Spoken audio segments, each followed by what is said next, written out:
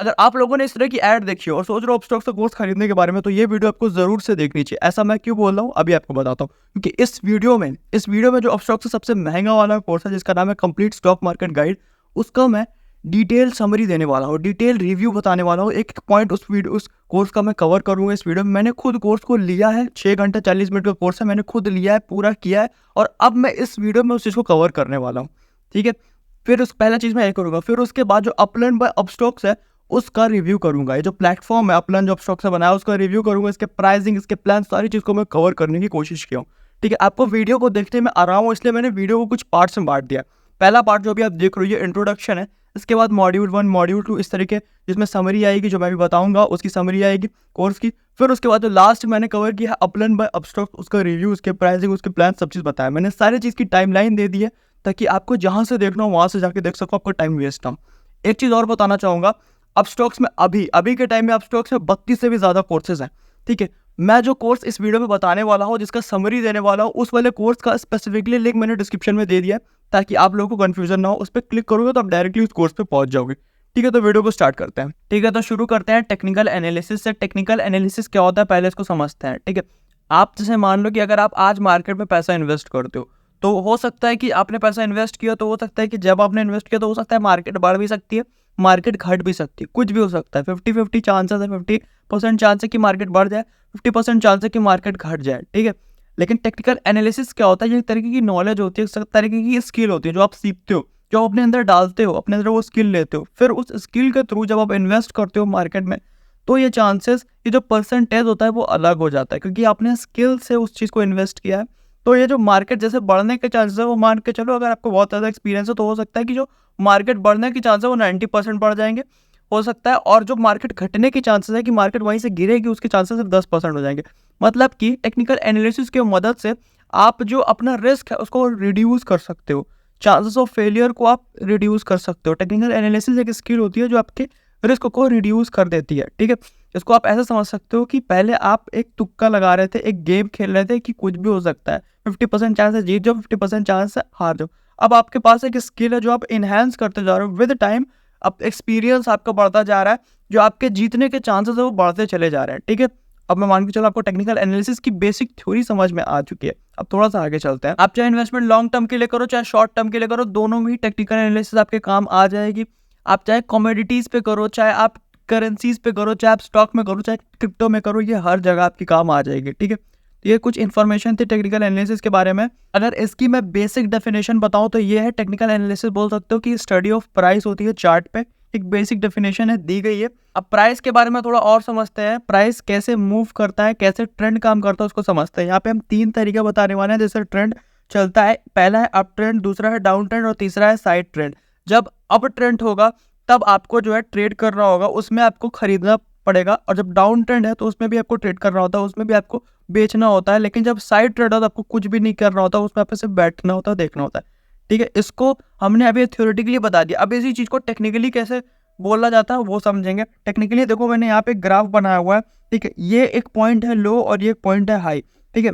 ये लो पॉइंट है, high point. आप देखो, यहाँ पे क्या है कि यहाँ पे बढ़ रहा है, तो इसको बोलेंगे हम अप ट्रेंड। यहाँ पे एकदम प्लेन है, ना बढ़ा ना घट रहा है, तो उसको बोलेंगे साइड ट्रेंड। और यहाँ पे घट रहा है, तो इसको हम बोलेंगे डाउन ट्रेंड, ठीक है? मैं मान के चलो आपको समझ में आ गया, तो देख के पता चल रहा है अप ट्रेंड है, साइड ट्रेंड है, डाउन ट्रेंड है। लेकिन अब इसको टेक्निकली हम समझेंगे, ताकि आगे मदद मिले। बहुत ज़रूरी है टेक्निकली समझना, ठीक है? ये पॉइंट है हाई, ये पॉइंट है लो। अब ध्यान से देखना, तो ये तो एक हाई पॉइंट है, एक इसके ऊपर भी पॉइंट होगा, जो कि हाई होगा, ठीक है? ये वाला जो हाई वाला पॉइंट है, इसके पहले वाले पॉइंट से ऊपर है, तो उसको हम हायर हाई बोलेंगे, क्योंकि जस्ट इसके पहले वाले पॉइंट से ऊपर है, तो इसको हायर हाई बोलेंगे। और देखो, ये लो है, ठीक है? ये लो है, तो इसके बाद भी तो एक लो आ रहा है ना, लेकिन ये जो लो है, इसके पहले वाले लो से ऊपर है, तो इसको हम हायर लो बोलेंगे, ठीक है? इसी तरीके से चीज़ें फॉलो होती जाएंगी। अब आगे वाले पॉइंट देखोगे, तो ये जो पॉइंट है, पहले वाले हाई से ऊपर है, तो हायर हाई है। और जो लो है, वो पहले वाले पॉइंट से ऊपर है, तो हायर लो, ठीक है? अब हम आते हैं डाउन ट्रेंड में। डाउन ट्रेंड में अगर आप देखोगे, तो उसमें क्या है कि हाई वाला पॉइंट जो है, वो पहले वाले हाई से नीचे है, ठीक है? पहले वाले हाई से नीचे, तो वहाँ लोअर हाई हो जाएगा। और लो वाला पॉइंट भी पहले वाले लो से नीचे है, तो उसको हम लोअर लो बोल देंगे। यही चीज़ कंटिन्यू होती जा रही है, ठीक है? जो आगे का देखोगे, तो वो भी लोअर लो है और लोअर हाई, इसी तरह नीचे होते चला जा रहा है। तो इसका मतलब होता है, इसमें हम, और जो आप साइड ट्रेंड में देखोगे, तो चीज़ें एकदम बराबर है। इससे हमको ये चीज़ समझ में आता है कि अप ट्रेंड में जो हाई वाले पॉइंट्स होते हैं वो अपने पहले वाले हाई से ऊपर होते हैं और लो वाले पॉइंट्स अपने पहले वाले लो से ऊपर होते हैं, और डाउन ट्रेंड में जो हाई वाले पॉइंट्स होते हैं वो अपने पहले वाले हाई से नीचे होते हैं और अपने पहले वाले लो से भी नीचे होते हैं। लो पॉइंट्स अपने पहले वाले लो से नीचे होते हैं। मैं मान के चलो आपको चीज़ समझ में आ गई। ये टेक्निकली आपको समझना पड़ेगा, ये आगे बहुत ज़्यादा काम आता है समझ। अभी समझ लोगे तो आपको आगे इसमें बहुत मदद मिलेगी, ठीक है। अब आगे चलते हैं। यहाँ पे टेक्निकल एनालिसिस में जो सबसे इंपॉर्टेंट पार्ट होता है वो होता है प्राइस, जो कि मैं मान के चलो आपको समझ में आ चुका है। अभी और इसके बारे में बात करेंगे। फिर जो सेकंड मोस्ट इंपॉर्टेंट बात बोली जाती है वो होता है वॉल्यूम। प्राइस के बाद आता है वॉल्यूम। वॉल्यूम क्यों कहा जा रहा है अभी मैं आपको अच्छे से इसको समझाता हूँ। प्राइस और वॉल्यूम दोनों चीज़ को मिलाने पे आपको ट्रेंड की स्ट्रेंथ पता चलती है। जितना स्ट्रॉन्ग ट्रेंड होगा उतना आपके लिए बेटर होगा, उतना आप कॉन्फिडेंटली इन्वेस्ट कर सकते हो, उतना आपको प्रॉफिट होगा, ठीक है। इसीलिए हम दोनों का इस्तेमाल करते हैं, प्राइस का भी वॉल्यूम का भी। अभी वॉल्यूम थोड़ी देर बाद समझेंगे, एक चीज़ में समझाना चाहूँगा आपको, तो उसको समझ लो तो क्या अच्छा रहेगा, ठीक है। जो टेक्निकल एनालिसिस होता है वो क्या करता है, वो आपके नॉलेज और एक्सपीरियंस को बढ़ा देता है, ठीक है। आपको जितना ज़्यादा नॉलेज होगा, आपको जितना ज़्यादा एक्सपीरियंस होगा, आप उतनी अच्छी तरीके से उतना एक्यूरेटली प्रेडिक्ट कर पाओगे, या फिर बोल सकते हो गेस कर पाओगे कि ट्रेंड कौन सा है, अप ट्रेंड है या डाउन ट्रेंड है, ठीक है। जब आपको पता होगा कि ट्रेंड अप है या फिर डाउन है, तो आप उसी हिसाब से इन्वेस्ट करोगे, तो आपके जो प्रॉफिट होने के चांसेस होंगे वो बहुत हाई होंगे, ठीक है। यहाँ पे मैं गेस या फिर प्रेडिक्ट वर्ड का इस्तेमाल नहीं करना चाहूँगा, क्योंकि वो सही नहीं हो कि आप कोई तुक्का तो लगा नहीं रहे, कोई सट्टा नहीं लगा रहे। तो यहाँ पे हम एस्टिमेट वर्ड का यूज़ करेंगे। एस्टिमेट वर्ड हो गया या फिर फोरकास्ट वर्ड हो गया, जैसे वेदर फोरकास्ट है, ठीक है। तो इसीलिए टेक्निकल एनालिसिस का यूज़ किया जाता है। टेक्निकल एनालिसिस आपकी नॉलेज और एक्सपीरियंस को बढ़ाती है। अब जितना आप उस पर टाइम दोगे, आपका एक्सपीरियंस नॉलेज उतनी चीज़ आपका बढ़ेगा और आप उतनी अच्छी तरीके से उस चीज़ को निशाना लगा पाओगे, उतना एक्यूरेट और उतना आपका बेनिफिट होगा, ठीक है। मैं मान के चलो चीज़ समझ में आ रही है। अब थोड़ा सा आगे चलते हैं, वॉल्यूम क्या है इसको समझते हैं। मान लो आपको एक शेयर बेचना है, ठीक है। मान लो आपको एक शेयर बेचना है, तो कोई खरीदने वाला भी तो होना चाहिए। आपने एक शेयर बेचा, मान लीजिए मैंने आपसे वो शेयर खरीद लिया, ठीक है। तो एक शेयर की ट्रेडिंग हुई, तो यहीं पे हम बोलेंगे एक वॉल्यूम। वॉल्यूम सिंपली इस्तेमाल होता है किसी भी शेयर का या फिर किसी भी स्टॉक का इंटरेस्ट बताने के लिए। कितने लोग उस स्टॉक में या फिर उस शेयर में इंटरेस्टेड है, इसको मेजर करने के लिए हम वॉल्यूम का इस्तेमाल करते हैं। मान के चलो आपको समझ में आ चुका होगा। मैं इसको ग्राफ से समझाऊंगा तो अब और अच्छे से समझ में आएगा। देखो ये ग्राफ है, ठीक है। ग्राफ देखना, ये अप ट्रेंड है, ठीक है। यहाँ पे अप ट्रेंड है, और अब ये जो वॉल्यूम होता है, एक चीज बताना बोल रही हूँ, वॉल्यूम को हम बार ग्राफ से रिप्रेजेंट कर सकते हैं, ठीक है। नीचे जो बार ग्राफ आता है वो वॉल्यूम बताता है, ठीक है। तो अब ग्राफ में बताता हूँ। तो ये अप ट्रेंड है। अब देखो अप ट्रेंड में नीचे देखोगे तो जो बार ग्राफ है वो बढ़ रहा है, इसका मतलब है ये अप ट्रेंड स्ट्रॉन्ग है, इसका स्ट्रेंथ काफी हाई है, लोग काफी इंटरेस्टेड है इस अप ट्रेंड में। फिर देखोगे डाउन ट्रेंड है, डाउन ट्रेंड में जो वॉल्यूम है वो बढ़ रहा है, इसका मतलब है जो डाउन ट्रेंड है वो भी स्ट्रॉन्ग है, ठीक है। फिर उसके बाद एक छोटा सा अप ट्रेंड है, लेकिन इसमें वॉल्यूम जो है वो बहुत कम है, इसका मतलब है कि लोग इसमें इंटरेस्ट नहीं है, इसकी स्ट्रेंथ बहुत वीक है, ठीक है। तो ये तरीका होता है सिर्फ स्ट्रेंथ समझने का, जो ट्रेंड है उसकी क्या स्ट्रेंथ है, उसकी क्या पावर है, उसको समझने का बस एक तरीका है। स्टॉक का वॉल्यूम कैसे देखते हैं इसको प्रैक्टिकली मैं बताना चाहूँगा आप स्टॉक्स ऐप में, ताकि आपको अच्छे से समझ में आ जाए चीज़, ठीक है। तो मैं यहाँ पे अब स्टॉक्स का ऐप ओपन कर ले रहा हूँ, ठीक है। मैं स्क्रीन रिकॉर्डिंग कर ले रहा हूँ ताकि आपको ये चीज़ दिख जाए। तो मैं TCS के स्टॉक में जाता हूँ। आपको करना कुछ नहीं है, बस ये जो ग्राफ आया है चार्ट्स में जाना है, इसको बड़ा करता हूँ मैं, और मैं भी दिखाता हूँ। ये जो इंडिकेटर वाला है, बस यहाँ पे जाके आपको वॉल्यूम सर्च कर देना है। जैसे ही आप वॉल्यूम सर्च करोगे, आपको एक इंडिकेटर दिखेगा वॉल्यूम का, उसको बस ऐड कर देना है, ठीक है। जैसे आप ऐड कर दोगे तो आप देखो नीचे जो है ग्राफ्स दिखने शुरू हो जाएंगे आपको, बार ग्राफ्स, ठीक है। नीचे आप देख सकते हो बार ग्राफ दिख रहा है। तो ये देखो यहाँ पे ये डाउन ट्रेंड आ रहा है, और यहाँ पे क्या हो रहा है कि इसका जो है ये स्ट्रॉन्ग है, ठीक है। यहाँ पे वॉल्यूम देख रहे हो बढ़ रहा है, इसका मतलब डाउन ट्रेंड स्ट्रॉन्ग है। इसी तरीके से आप चीज़ समझ सकते हो। फिर देखो यहाँ पे क्या हुआ कि वॉल्यूम जो है वो कम होने लगा, इसका मतलब है कि ये जो अप ट्रेंड है वो वीक है, ठीक है। मैं मान के चलो आपको चीज़ समझ में आ गई होंगी। ऐसे ही बस आप चेक कर सकते हो, आप खुद से चेक करना प्रैक्टिकली 4 5 6 7 ग्राफ्स देखना, तो आपको और अच्छे से ये समझ में आएंगे। ऐसे मैं बताऊंगा तो बहुत लंबा हो जाएगा वीडियो। आप समझते हैं 4 एस्पेक्ट्स ऑफ प्राइस को, OHLC। O का मतलब होता है ओपन, H का मतलब होता है हाई, L का मतलब होता है लो, C का मतलब होता है क्लोज, ठीक है। ओपन प्राइस, लो price, high price, close price, इसका क्या मतलब है अब मैं आपको समझाता हूँ, समझ में आएगा, ठीक है। स्टॉक मार्केट जितने बजे खुलती है, मान के चलो कि 9:15 पे, 9:15 पे खुलती है और 3:30 बजे बंद होती है। तो कोई स्टॉक है, खुलते मान ही उसका जो प्राइस होता है, जिस प्राइस पॉइंट पे स्टॉक खुलता है, ओपन होता है, उसको हम उसका ओपन प्राइस बोलते हैं, ठीक है। मान लो 9:15 पे जो इस प्राइस पे खुला वो उसका ओपन प्राइस है स्टॉक का। TCS 9:15 पे जिस प्राइस पे ओपन होता है वो उसका ओपन प्राइस हो गया। TCS 3:30 बजे जिस प्राइस पे लास्ट बार ट्रेड होता है, लास्ट प्राइस पे ट्रेड होता है, वो उसका क्लोजिंग प्राइस हो गया, ठीक है। अब 9:30 से पूरे दिन में 9:30 से 9:15 से 3:30 पे जितना जितना भी ट्रेडिंग हुई है उसमें जो सबसे हाईएस्ट प्राइस गया है टीसीएस का वो उसका हाई प्राइस होगा, और उसमें जो सबसे उसका लोवेस्ट प्राइस गया है वो उसका लो प्राइस होगा। ठीक है, तो ये 4 एस्पेक्ट्स हो गए, हाई, लो, ओपन, क्लोज। ठीक है, मान के चलो आपको चीज़ समझ में आ चुकी है। अभी आगे कैसे काम आएगी मैं समझाता हूँ। टाइप्स ऑफ चार्ट में इसकी जरूरत पड़ेगी आपको। टाइप्स ऑफ चार्ट यहाँ पे 3 दिया है, लाइन चार्ट, कैंडल चार्ट और बार चार्ट। ठीक है, लाइन चार्ट है, कैंडल चार्ट है, बार चार्ट है, क्या डिफरेंस है समझते हैं। देखो, लाइन चार्ट में क्या होता है कि आप सिर्फ एक ही प्राइस का इस्तेमाल कर सकते हो। ठीक है, एक ही एस्पेक्ट का इस्तेमाल कर सकते हो, प्राइस के एक ही एस्पेक्ट का इस्तेमाल कर सकते हो। मतलब कि OHLC में से सिर्फ एक ही चीज़ का इस्तेमाल कर सकते हो, या तो O या तो H या तो L, या मतलब कोई एक चीज़ का इस्तेमाल कर सकते हो, चारों का इस्तेमाल नहीं कर सकते। ये लाइन चार्ट का एक डिसएडवांटेज होता है। क्यों अभी मैं ऐसा क्यों बोल रहा हूँ, क्योंकि मैं इसको जूम करूँगा तो आपको समझ में आएगा। जैसे लाइन चार्ट को मैं यहाँ पे जूम करता हूँ तो आप देखोगे सिर्फ एक ही पॉइंट है। ठीक है, सिर्फ एक पॉइंट है बस। अब उस एक पॉइंट पे या तो O रख दो, या तो H रख दो, या तो C रख, कुछ एक ही पॉइंट वहाँ पे रख सकते हो ना। ठीक है, तो इसी वजह से इसका एक डिसएडवांटेज है कि हम एक ही प्राइस का इस्तेमाल कर सकते हैं, लेकिन कैंडल में ऐसा नहीं होता। ठीक है, कैंडल चार्ट को अगर मैं जूम करता हूँ तो इसमें आपको 4 पॉइंट्स देखने को मिल सकते हैं। ठीक है, यहाँ पे OHLC चारों पॉइंट देखो यहाँ पे आ जाएंगे। ठीक है, ऊपर देखो H है, फिर C है, फिर O है और फिर L है। ठीक है, इस तरीके से। ठीक है, जो हाईएस्ट पॉइंट होगा, जो उस दिन का सबसे हाई प्राइस होगा वो ऊपर होगा, उस दिन का जो सबसे लो प्राइस होगा वो नीचे होगा। किस पे ओपन हुआ है वो भी यहाँ पे दिया है, और किस पे क्लोज हुआ है वो भी यहाँ पे दिया हुआ है। ठीक है, तो ये कैंडल चार्ट होती है, ये OHLC का इस्तेमाल कर ये बनाई जाती है। ठीक है, तो ये बहुत इसीलिए ये ज़्यादा बेटर होती है लाइन से। यही सेम चीज़ आप बार चार्ट को भी जूम करके देखोगे तो ये भी OHLC पे होता है। इसमें अलग तरीके से होता है, ऊपर हाई प्राइस होगा, नीचे लो प्राइस होगा, फिर क्लोजिंग प्राइस होगा, फिर ओपन प्राइस होगा। ठीक है, मैं मान के चल रहा हूँ आपको ग्राफ वाला कॉन्सेप्ट समझ में आ गया होगा। ठीक है, लाइन चार्ट भी सही होता है, लेकिन ये ज़्यादातर हम लोग कैंडल चार्ट इसीलिए इस्तेमाल करते हैं क्योंकि ज़्यादा एक्यूरेट होता है, ज़्यादा सही आपको डेटा देते हैं। लाइन चार्ट में एक ही पॉइंट का इस्तेमाल होता है। ज़्यादातर हम लोग जो होता है, ज़्यादा मैक्सिमम ऑफ द केस में क्लोजिंग प्राइस का इस्तेमाल यूज़ करते हैं, क्योंकि वो पूरा डेटा रखता है, पूरे दिन का डेटा रखता है क्लोजिंग प्राइस। इसीलिए हम क्लोजिंग प्राइस का ही इस्तेमाल करते हैं लाइन चार्ट में। यहाँ पे हम कैंडल की ही बात करने वाले हैं, पूरा कैंडल का ही शुरू होगा। ठीक है, अब कैंडल स्टिक और कैंडल चार्ट के बारे में समझते हैं। तो यहाँ पे 2 तरह की कैंडल्स होती है, ग्रीन और एक रेड। ठीक है, ग्रीन वाले को आप बुलिश भी बोल सकते हो और रेड वाले को आप बियरिश भी बोल सकते हो। ठीक है, अब इसके बारे में थोड़ा और समझते हैं। जो बुलिश कैंडल होती है उसका मतलब होता है मार्केट बढ़ रही है, बियरिश कैंडल का मतलब होता है कि मार्केट घट रही है। अब सबसे बड़ा सवाल ये होता है कि डिसाइड कैसे होगा कौन सी कैंडल किस कलर की होगी, ग्रीन या फिर रेड। ये डिसाइड होता कैसे, किस चीज़ की वजह से डिसाइड होता है, जो मेन चीज़ आप वो समझते हैं। ठीक है, तो ये डिसाइड ऐसे होता है कि मान के चलो, मैं एग्जांपल्स आपको समझाता हूँ तो समझ में आ जाएगा। मान के चलो कि IDFC फर्स्ट बैंक का स्टॉक है। ठीक है, IDFC फर्स्ट बैंक का स्टॉक है, वो 9:15 पे खुलता है 90 रुपये का, 90 रुपये का 9:15 पे खुलता है, और वो 3:30 बजे 100 रुपये पे बंद हो जाता है। ठीक है, तो आज के दिन में 9:15 पे वो 90 पे खुला, 3:30 बजे 100 पे बंद हुआ, मतलब 10 रुपये मार्केट बढ़ी। ठीक है, 10 रुपये बढ़ा तो इसका मतलब जो कैंडल बनेगी वो ग्रीन बनेगी। इसको हम अभी समझते हैं, क्या बोलते हैं, लाइव एग्जांपल समझते तो आपको अच्छे समझ में आएगा। ठीक है, मान के चलो देखो ये कैंडल है।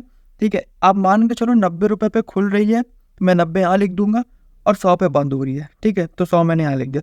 आज का हाईएस्ट 110 गया है, और आज का लोवेस्ट जो है 80 रुपये गया। तो इस तरीके से कैंडल देखने में रहेगी, और जो कैंडल ये वाली कैंडल बनेगी ये आपकी ग्रीन बनेगी। इसमें एक चीज़ बहुत ध्यान से देखना, जो सबसे कम होगा, जो प्राइस सबसे कम होता है सबसे नीचे होता है, मतलब जो लो है पहले, फिर ओपन होगा, फिर क्लोज होगा, फिर हाई होगा। तो ऑर्डर होता है नीचे से ऊपर का, जितना जितना आप ऊपर जाओगे उतना उतना प्राइस आपका बढ़ता चला जाएगा। ठीक है, अब इसी तरीके से हम रेड कैंडल को समझते हैं। रेड कैंडल कैसे डिसाइड होती है, रेड कलर कैसे होगा। सेम वही एग्जांपल लेते हैं कि मार्केट आज 90 रुपये पे खुलती है, लेकिन जो क्लोज होगी 3:30 बजे वो होगी 85 रुपये पे, 85 रुपीज़ पे, मतलब 5 रुपये कम पे क्लोज हो रही है। इसका मतलब आज लॉस पे हुआ, लॉस हुआ स्टॉक का। तो ये जो कैंडल बनेगी, आपको कैंडल देखने को मिलेगी, वो रेड कलर की होगी। इसको मैं चार्ट से समझते हैं। ठीक है, चार्ट में हम इसको देखते हैं, कैंडल पे जो आज के दिन में जो ओपन प्राइस होगा वो 90 होगा, अब की बार ऊपर 90 रहेगा, और क्लोज वाला प्राइस नीचे आएगा 85 रुपीज़। ठीक है, जो लोवेस्ट होगा वो 80 रुपये मान लेते हैं, और हाईएस्ट 110 रुपये मान लेते हैं। तो जो कैंडल बनेगी कुछ इस प्रकार से बनेगी। यहाँ पे जो ओपन वाला प्राइस है वो ऊपर इस वजह से है क्योंकि मैंने पहले बताई है कि जो ऑर्डर होता है वो नीचे से होता है, जो जितना छोटा रहेगा उसको हम उतना नीचे रखेंगे, इसलिए क्लोज वाला इसमें नीचे रहता है। ठीक है, तो मैं मान के चल रहा हूँ ये चीज़ आपको समझ में आ। अब समझते हैं सपोर्ट और रेजिस्टेंस। सपोर्ट क्या होता है, रेजिस्टेंस क्या होता है, उसको समझते हैं। सपोर्ट समझ सकते हो कि एक ऐसे नीचे की लाइन होती है, नीचे एक लाइन होगी जिसके नीचे ग्राफ नहीं जाएगा, मतलब एक लाइन बन जाती है कि अब यहाँ से यहाँ पे ग्राफ आएगा और फिर बाउंस कर जाएगा, फिर यहाँ पे ग्राफ आएगा आपका, फिर बाउंस कर जाएगा, मतलब इस लाइन के नीचे जब नहीं जाता है तो उसको हम सपोर्ट वाली लाइन बोल देते हैं। ठीक है, रेजिस्टेंस एक तरीके की ऊपर की लाइन होती है, सेम उसी तरीके से कि ग्राफ अब उस लाइन के ऊपर नहीं जाएगा, वहाँ पे टच करेगा फिर नीचे आ जाएगा, फिर वहाँ पे टच करेगा फिर नीचे आ जाएगा, ठीक है। इसको रेजिस्टेंस बोलते हैं। मैं हो सकेगा तो मैं यहाँ पे स्क्रीन पे लगा दूंगा, आप देख सकते हो उसको।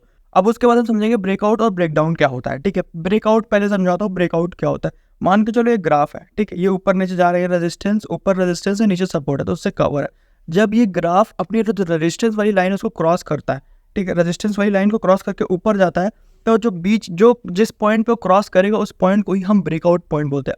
आउटवर्ड का मतलब है बाहर निकलना, बाहर निकलना, इसी वजह से बाहर निकलता है, इसलिए इसका नाम ब्रेकआउट पड़ा है, ठीक है। ये पॉइंट को हम ब्रेकआउट बोलते हैं।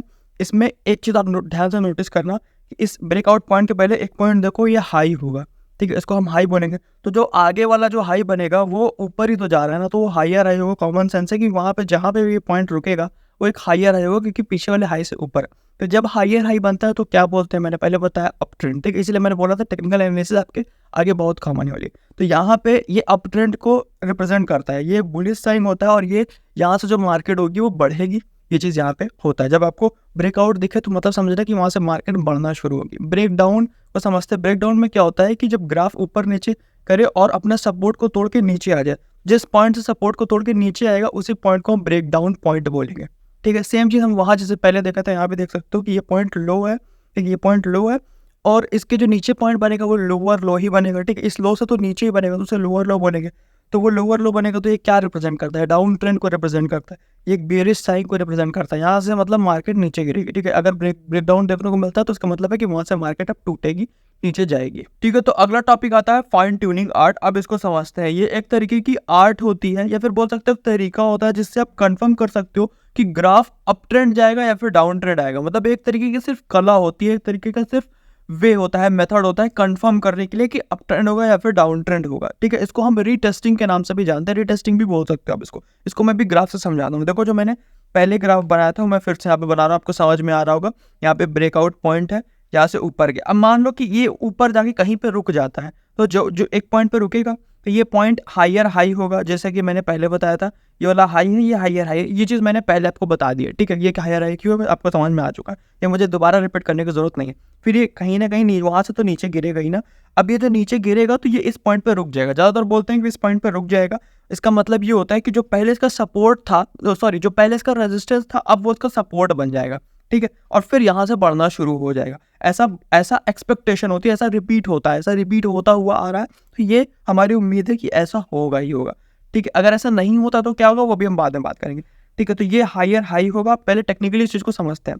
ये हाई, अब एक लो पॉइंट भी तो होगा, तो हम इस पॉइंट को लो बोल सकते हैं और इस पॉइंट को हम हायर लो बोल सकते हैं। तो यहाँ पे देखो हमें दो पॉइंट्स मिल गए, हायर हाई और हायर लो। और हायर हाई और हायर लो क्या बोलते हैं, अप ट्रेंड है। इसका मतलब है ग्राफ ऊपर की तरफ जाएगा, इसका मतलब है कि खरीदना है। तो ये एग्जैक्टली सही पॉइंट होगा जहाँ पे आपको खरीदना चाहिए, क्योंकि जब आपको हायर हाई और हायर लो मिल गया तो मतलब आप श्योर होगा कि यहाँ से अप ट्रेंड की शुरुआत होगी, यहाँ से मार्केट बढ़ेगी, ठीक है। और यहाँ से इस पॉइंट पे आपको खरीदना एकदम श्योरिटी है। इसके ऊपर भी आप खरीद सकते थे, लेकिन वहाँ पर रिस्क होता है। यहाँ पे आपको दोनों पॉइंट्स मिल गए ना, हायर हाई और हायर लो। अब आप श्योरिटी के साथ खरीद सकते हो, इन्वेस्ट कर सकते हो, ठीक है। अब थोड़ा सा हम इस पॉइंट पे थोड़ा सा जूम करके समझते हैं, जहाँ पे हमें बाय करना है, कैसे बाय करना है उसको समझते हैं, उस कैंडल को समझते हैं, ठीक है। तो आपको और क्लैरिटी दिखेगी। इस यहाँ पे कैंडल मैं बना दे रहा हूँ। इस कैंडल का एक हाई पॉइंट होगा, एक लो पॉइंट होगा, ठीक है। आपको खरीदना कैसे मैं भी आपको बताता हूँ। जब आपको बाय करना है तो आपको एक लिमिट ऑर्डर लगाना है। तो लिमिट ऑर्डर होगा वो होगा H+1 का लिमिट ऑर्डर। इसका मतलब H+1 क्यों लगा रहा हूँ, H+1 इसलिए लगा रहा हूँ, देखो ये हाई है तो इस कैंडल का H का मतलब है उस कैंडल की हाई पॉइंट है। जब आप H+1 लगाओगे तो वो हायर हाई को रिप्रेजेंट करता है। जब वो हायर हाई टच करेगा तो एक तरीके से अप ट्रेंड को कंफर्म करता है कि अप ट्रेंड है, तो आप अप ट्रेंड पे बाय करो और मार्केट ऊपर जाएगी। इस चीज़ से बचने के लिए कि मान लो आपकी एस्टिमेशन गलत हो जाती है, आपने खरीद लिया, आपको बहुत ज़्यादा लॉस ना हो, तो हम यहाँ पे एक स्टॉप लॉस भी लगाएंगे। जो स्टॉप लॉस होगा वो होगा L-1। L-1 क्यों, क्योंकि एक लो है, लो पॉइंट है ना, L जो है वो लोवेस्ट पॉइंट। अब अगर इससे भी नीचे आ रहा है, तो इसका मतलब है वो लोअर लो बना रहा है, और लोअर लो अप ट्रेंड को रिप्रेजेंट नहीं करता है, ठीक है। ये कहीं ना कहीं हमारी एस्टिमेशन गलत हो गई, डाउन ट्रेंड को रिप्रेजेंट कर रहा है। तो इस चीज़ से बचने के लिए हमने एक स्टॉप लॉस लगाया ताकि हमें ज़्यादा लॉस ना हो, ठीक है। तो अब चलते हैं ब्रेकडाउन की तरफ। जैसे हमने रिटेस्टिंग ब्रेकआउट की करी थी, अब उसी तरह ब्रेकडाउन की रिटेस्टिंग करेंगे, ठीक है। ये देखो मैंने ग्राफ बनाया हुआ है ब्रेकडाउन वाला, यहाँ पे आपको ब्रेकडाउन पॉइंट दिखेगा, ठीक है। ये तोड़कर जैसे ये सपोर्ट को तोड़ के नीचे आता है वो पॉइंट ब्रेकडाउन होता है। मैंने पहले बताया ये थोड़ा सा नीचे आएगा, फिर थोड़ा सा रुकेगा और फिर वापस से हिट करेगा, ठीक है, इसी को रीटेस्टिंग बोलते हैं। हिट किया और फिर ये यहाँ से फिर नीचे जाना शुरू करेगा, ठीक है। ये मान के चलता आपको चीज़ समझ में आ चुकी है। अब इसका रीटेस्टिंग करते हैं, तो रीटेस्टिंग हम टेक्निकल एनालिसिस के थ्रू करेंगे। मैंने पहले बताया चीज़ आपको, इसका मैं हायर पॉइंट, इसको मैं हाई पॉइंट बोल सकता हूँ, इसको मैं लो पॉइंट बोल सकता हूँ, ठीक है। अब ये जो पॉइंट होगा, ये तो इसके लो वाले से नीचे है ना, तो उसको हम लोअर लो बोलेंगे क्योंकि उसके पहले वाले लो से नीचे है, तो लोअर लो बोलेंगे। और ये जो पॉइंट होगा, ये लोअर हाई होगा क्योंकि जो पहले वाले हाई है उससे नीचे है, तो इसलिए लोअर हाई होगा। हमें लोअर हाई और लोअर लो मिल गया, तो सीधे-सीधे यहाँ से बोल रहा है कि डाउन ट्रेंड की शुरुआत होगी, ठीक है। तो अब यहाँ पे हमें जब डाउन ट्रेंड होगा तो हमें सेल करना होता है, इस पॉइंट पे हम सेल कर देंगे। तो मान के चलता हूँ चीज़ आपको समझ में आ गई होगी, रीटेस्टिंग ब्रेकडाउन की भी आपको समझ में आ गई होगी, ठीक है। तो बस यहाँ पे मॉड्यूल 1 खत्म होता है। अब चलते हैं मॉड्यूल 2 की तरफ। मॉड्यूल 2 की अगर हम बात करें तो इसमें ब्रेकडाउन पैटर्न्स है, बहुत सारे ब्रेकडाउन पैटर्न्स इसमें हमें देखने को मिलेंगे। अगर मैं इस वीडियो में वो सब कवर करने बैठूंगा तो वीडियो बहुत लंबी हो जाएगी। ऑलरेडी वीडियो 20 मिनट से ज़्यादा की हो चुकी है, और अगर मॉड्यूल 1, मॉड्यूल 2, मॉड्यूल 3, मॉड्यूल 4, अभी बहुत सारे मॉड्यूल्स हैं। अगर मैं कवर करने बैठूंगा तो वीडियो बहुत लंबी हो जाएगी। मेरे को जितना आता था मैंने अपने बेस्ट दिया, मैंने कवर करने की कोशिश करी है। अगर आप कमेंट करोगे तो मैं और भी मॉड्यूल्स को कवर करूँगा, 2, 3, 4 को भी कवर करूँगा। अगर आप नीचे जितना कमेंट करोगे उतना मैं उतनी जल्दी वीडियो लाने की कोशिश करूँगा, ठीक है। अब शुरू करते हैं अपलर्न बाय अपस्टॉक्स का रिव्यू, ठीक है। अब ये अपलर्न क्या चीज़ है? अपलर्न एक प्लेटफॉर्म है अपस्टॉक्स का, जहाँ पे आप स्टॉक मार्केट के बारे में सीखते हो, ठीक है। तो अब इसकी शुरुआत करते हैं, इसका रिव्यू, ये अपलर्न जो प्लेटफॉर्म है उसका रिव्यू करते हैं, उसकी शुरुआत करते हैं। जो मैंने आपको कोर्स अभी बताया है जिसके 4 मॉड्यूल्स थे, ठीक है, जो मैंने कोर्स अभी बताया जिसका एक मॉड्यूल की मैंने आपको समरी दी है, ये कोर्स मिलन भविष्य जी के जरिए बनाया गया था, ठीक है। इसको मिलन भविष्य जी ने बनाया था। अब मिलन भविष्य जी कौन है उनके बारे में आपको बता दूं, तो उनके बारे में मैंने कुछ निकाल के रखा है उनके बारे में, तो वो चीज़ मैं आपको बता देता हूँ। तो उनको 20 साल से ज़्यादा का एक्सपीरियंस है स्टॉक मार्केट में। जो चीज़ें आप सीख रहे हो आज, जो हो सकता है आपने 1 महीना पहले शुरू किया हो सीखना है, फिर आज जो चीज़ें आपने जानी है, ये चीज़ें उनको 20 साल पहले से पता थी। देखिए, अगर आपकी एज 18-19 साल है, तो जब आप पैदा भी नहीं होते तब से इन्होंने स्टॉक मार्केट की दुनिया में कदम रख दिया था, ठीक है। और इनके बारे में मैंने देखा तो पता चला इन्होंने 1000 से ज़्यादा स्टॉक को एनालाइज किया है, और साथ ही साथ मार्केट के ट्रेंड को भी प्रेडिक्ट करते हैं। इनकी जो स्टॉक मार्केट एनालिसिस रही है या इनसाइट रही है, वो बहुत बड़े-बड़े आर्टिकल्स में पब्लिश हो चुके हैं, जैसे कि बिजनेस टाइम हो गया, आपका इकोनॉमिक टाइम हो गया, बिजनेस स्टैंडर्ड हो गया, ईटीना हो गया। इन सब में भी इनकी जो स्टॉक मार्केट एनालिसिस है या फिर इनसाइट बोल सकते हो, वो पब्लिश हो चुकी है। प्लस साथ ही साथ टाटा मोटर्स का एक बहुत बड़ा प्रोजेक्ट था जो कि $1 बिलियन का था, उसमें भी ये इन्वॉल्व रह चुके हैं। इन्होंने बहुत बड़े-बड़े फंड मैनेजर्स के साथ मिलकर काम किया, तो मतलब इनको बहुत ज़्यादा एक्सपीरियंस है अगर बताया जाए। और एक चीज़ और बताना चाहूँगा, इस कोर्स को प्रमोट करने के लिए इन्होंने ये चीज़ कभी नहीं बताई है कि ये सब चीज़ है। ये चीज़ मैंने खुद से इनके बारे में निकाली है, इनके लिंक्डइन से या फिर इधर-उधर से मैंने खुद से निकाल कर ये आपको बता रहा हूँ, ठीक है। इन्होंने कभी प्रमोट करने के लिए कोर्स को ये सब चीज़ नहीं बताई है। ये चीज़ मैं पहले आपको बताना चाहूँगा, ठीक है। फिर आगे चलते हैं, कोर्स के बारे में समझते हैं।